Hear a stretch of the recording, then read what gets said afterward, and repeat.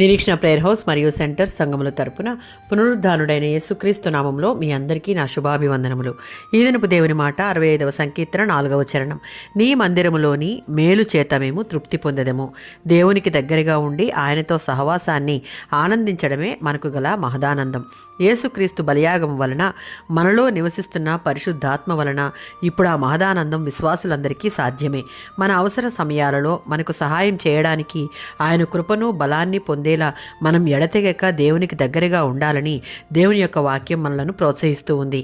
నీ ఆవరణం అంటే యెహోవా సన్నిధి ఉండే ఆయన యొక్క నివాస స్థలం లేక మందిరం. మేలు చేత అనే పదం దేవుని సన్నిధిలో లోకరీత్యా ఆధ్యాత్మికంగా ఆశీర్వదించబడుటను సూచిస్తుంది. 4వ సంకీర్తన 3వ చరణం. సహాయానికై మనం చేసిన మొరను దేవుడు జవాబు ఇస్తాడన్న నమ్మకం కోసం మనం దైవభక్తి గల జీవితాన్ని గడపడానికి మనోపూర్వకంగా ప్రయత్నించాలి. ఎవరైతే తమను తాము నమ్మకంతో దేవునికి సమర్పించుకుంటారో వారిని ఆయన తన సొంత ఆస్తిగా ప్రత్యేకించుకుంటాడు. మనం ఆయనకు చెందిన వారంగా జీవించగలిగితే మనకు ఆయన సన్నిధిలో ఉండే మేలుల చేత ఆయన తృప్తిపరుస్తాడు. 33వ సంకీర్తన 12వ చరణం. ఆయన సన్నిధిలో మనకు కావాల్సిన ఇహలోక పరలోక ఆశీర్వాదములు అన్నీ దాచబడి ఉన్నాయి.